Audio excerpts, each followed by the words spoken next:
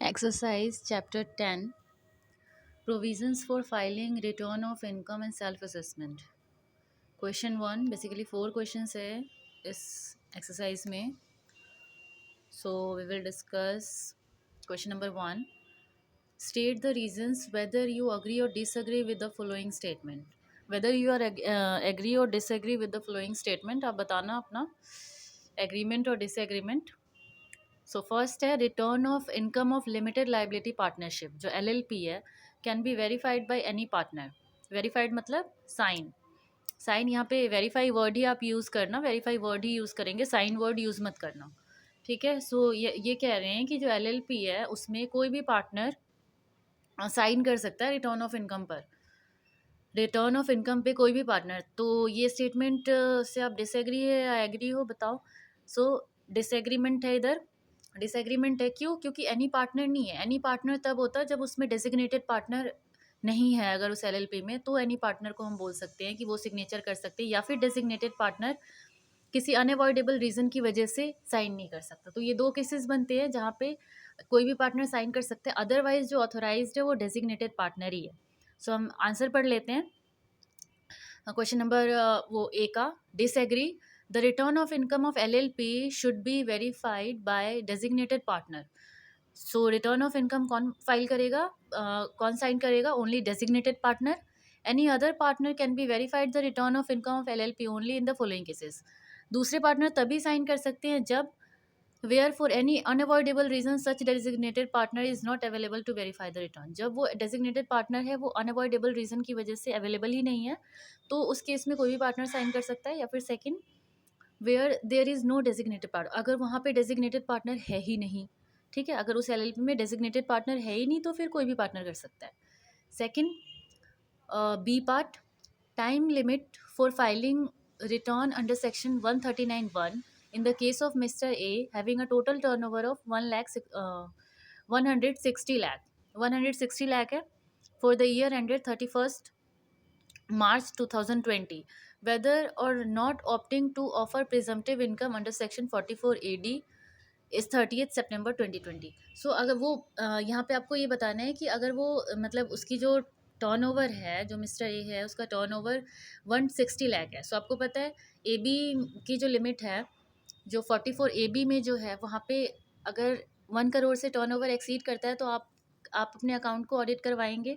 ठीक है. यहाँ पे अगर प्रिजम्पटिव टैक्सेशन स्कीम अगर आप ले लेते हैं तो वहाँ पे आपको आपके अकाउंट को ऑडिट करवाने की ज़रूरत नहीं है, जो कि लिखा हुआ है सेक्शन 44 AD में. तो यहाँ पे ये यही कह रहा है कि आप दोनों केसेस हमें बता दो. तो ये जो स्टेटमेंट है इससे भी आप डिसएग्री करेंगे,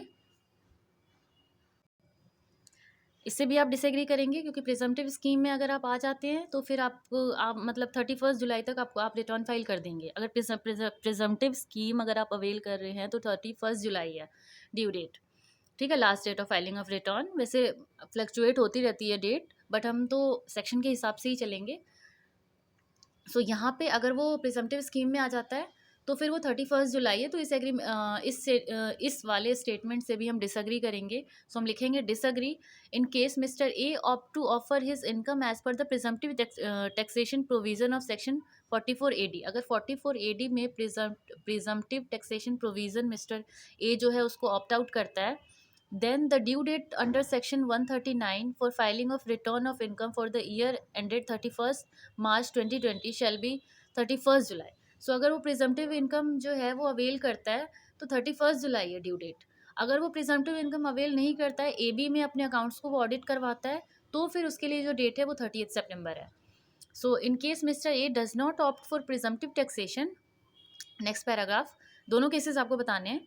सो in case mister A does not opt for presumptive taxation provision under section 44 AD and has to get accounts audited under section 44 AB since his turnover exceeds 1 crore. 1 crore से टर्नओवर उसकी एक्सीड कर रही है, the due date for filing return would be 30th September.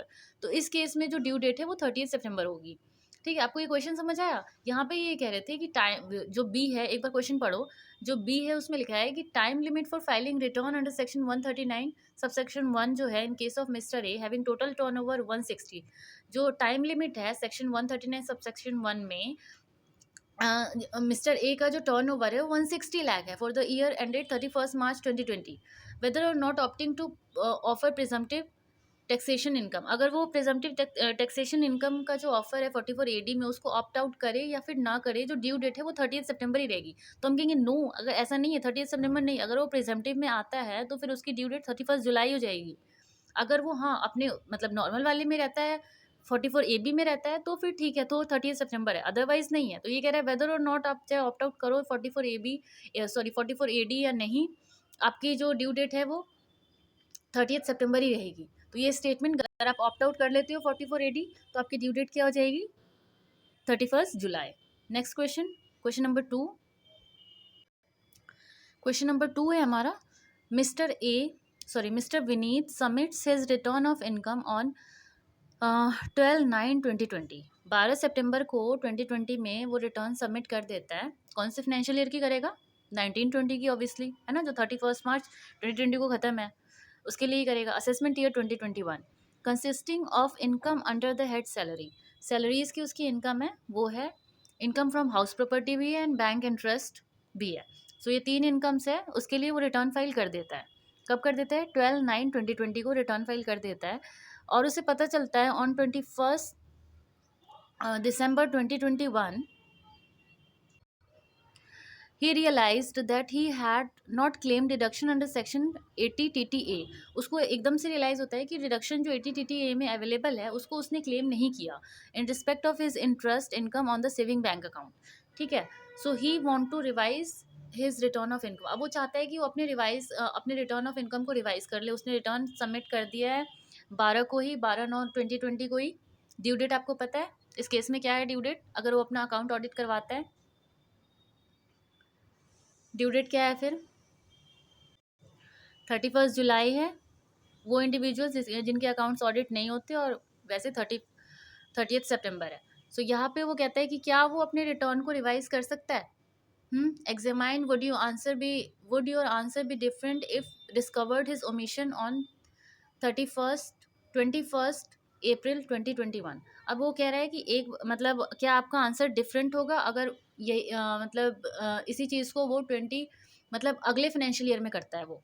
ठीक है, तो आपका जो असेसमेंट ही है ना वो खत्म हो जाता है, आप उसके बाद रिवाइज नहीं कर सकते। यहाँ पे जो ये यहाँ तक तो रिवाइज कर सकता है, वो कहता है कि जो 21/1/2021 को जो उसकी इनकम हुई है उसके रिस्पेक्ट में तो रिवाइज कर सकता है, लेकिन यहाँ पे वो रिवाइज नहीं कर सकता 21/4/2021 पर, वो यहाँ रिवाइज नहीं कर सकता। सो हम क्या बोलेंगे, since mister Vineet has income only under the head salaries, income from house property and income from other source, he does not fall under the category of a person whose account are required to be audited under the Income Tax Act 1961 or any other law in force, therefore the due date of, हम यहाँ पे ये है कि मतलब 3 head से उसकी income है और 3 हेड से इनकी पीजीबीपी की इनकम भी नहीं है उसकी। तो यहाँ पे वो कह रहे हैं कि इसको ज़रूरत नहीं है कि उसके अकाउंट को ऑडिट करवाने के लिए, तो इसके लिए फिर ड्यू डेट क्या है 31 जुलाई है। और इसने रिटर्न ड्यू डेट के बाद ही फाइल किया है, मतलब ये बिलेटेड रिटर्न का केस हो गया। ठीक है, तो इसके लिए ड्यू डेट 31 जुलाई थी। Since mister Vineet has submitted his return only on 12/9/2021, अब वो 12 सितंबर को रिटर्न सबमिट करता है। The said return is belated return under section 139(4)। तो हम इस रिटर्न को क्या बोलेंगे, बिलेटेड रिटर्न बोलेंगे। क्यों बोलेंगे, क्योंकि वो 31 जुलाई उसकी ड्यू डेट थी और ड्यू डेट से बाद वो सबमिट कर रहा है। So, as per section 139 subsection 5, a return furnished under section 139 subsection 1 or a belated return can be revised। हम दोनों को, जो आप देखो नॉर्मल रिटर्न अगर आप करते हैं तो फाइल करते हैं या फिर आप बिलेटेड रिटर्न करते हैं। जैसे इस केस में मिस्टर विनीत ने क्या किया, ड्यू डेट के बाद फाइल किया। उसकी ड्यू डेट 31 जुलाई थी, लेकिन उसने 31 जुलाई को नहीं कर करके वो 12 सितंबर को कर रहा है।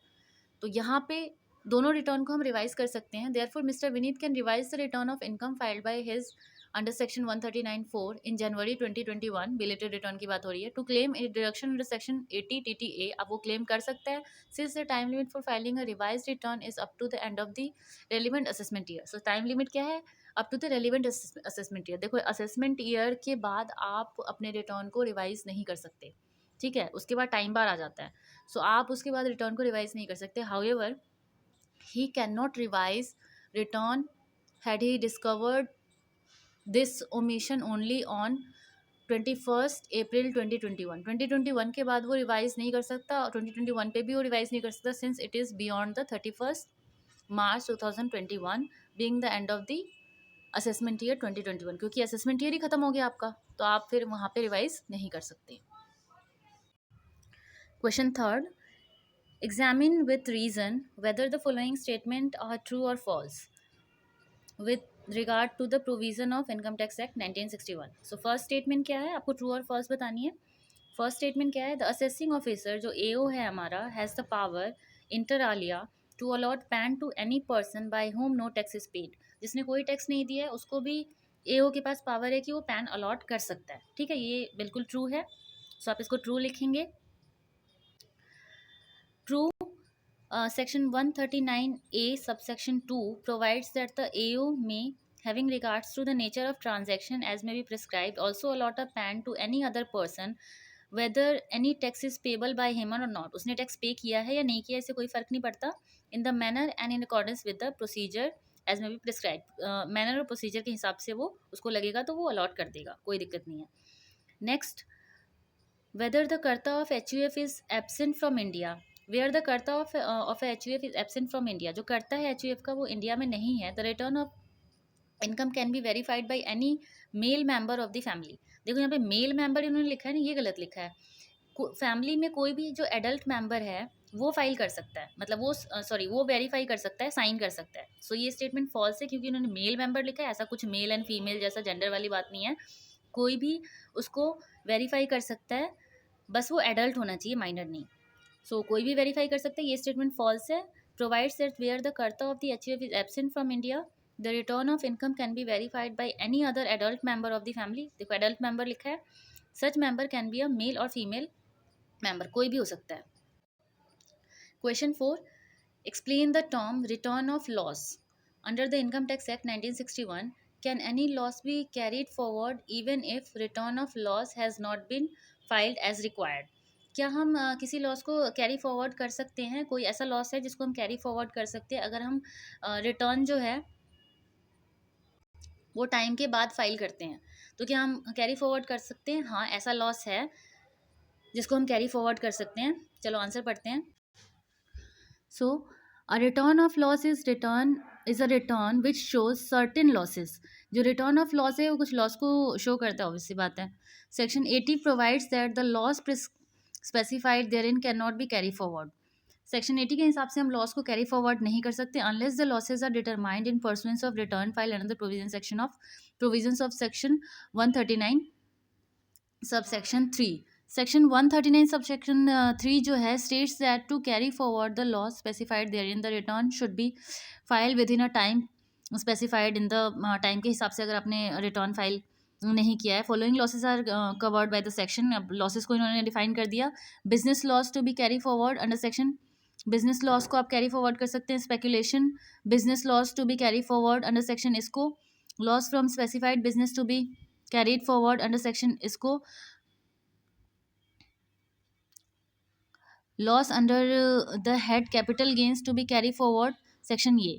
सो यहाँ पे ये कह रहा है कि अगर आपने रिटर्न टाइम पे फाइल कर दिया है तो आप इन लॉसेस को, जो पॉइंट्स में लॉसेस दिए हुए हैं, इनको आप कैरी फॉरवर्ड कर सकते हैं. Loss incurred in the activity of owning and maintaining resource to be carry forward. अगर आपने रिटर्न फाइल टाइम पे फाइल किया है. However, loss from house property to be carried forward under section 71B and unabsorbed depreciation can be carried forward even if return of loss has not been filed as required under section 139 subsection 3. So unabsorbed depreciation and house property के loss को आप तब भी carry forward कर सकते हैं अगर आपने रिटर्न टाइम पे फाइल नहीं किया है, तो भी आप कैरी फॉरवर्ड कर सकते हैं. बट जो ये पॉइंट्स में जो रिटर्न है इसको आप तभी कैरी फॉरवर्ड कर पाएंगे जब आपने रिटर्न टाइम पे फाइल किया है, जो कि रिक्वायर्ड टाइम है. ओके, सो रिक्वायर्ड टाइम में अगर रिटर्न टाइम फाइल किया है आपने, तभी आप ये जो पॉइंट्स वाले लॉसेस हैं इसको आप कैरी फॉरवर्ड कर पाएंगे, अदरवाइज नहीं कर पाएंगे. बट 2 केसेस में आपको छूट मिली हुई है, हाउस प्रॉपर्टी और अनएब्जॉर्ब डेप्रिसिएशन के केस में आप कैरी फॉरवर्ड करिए अगर आपने रिटर्न टाइम पे फाइल नहीं भी किया है तो भी. सेट ऑफ में ऐसा कुछ नहीं है। सेट ऑफ आप अगर टाइम पे फाइल रिटर्न आप टाइम पे फाइल नहीं भी करते हैं तब भी आप सेट ऑफ कर सकते हैं। सेट ऑफ में ऐसी कोई दिक्कत नहीं है। सो मेन कैरी फॉरवर्ड में है कि आप इन केसेस में जो पॉइंट्स में इनमें तो तभी कैरी फॉरवर्ड कर पाएंगे जब आपने रिटर्न टाइम पे फाइल किया है, और हाउस प्रॉपर्टी और अनएब्सॉर्ब डेप्रिसिएशन के केस में आप कैरी फॉरवर्ड कर सकते हैं अगर आपने रिटर्न टाइम पे फाइल नहीं किया, स्टिपुलेटेड टाइम जो है उसके अंडर। स्टिपुलेटेड टाइम में ही आपने अगर रिटर्न फाइल किया है तो ही आप इन लॉसेस को कैरी फॉरवर्ड कर पाएंगे। बट हाउस प्रॉपर्टी और अनएब्सॉर्ब डेप्रिसिएशन इन दोनों केसेस में आप कैरी फॉरवर्ड कर सकते हैं।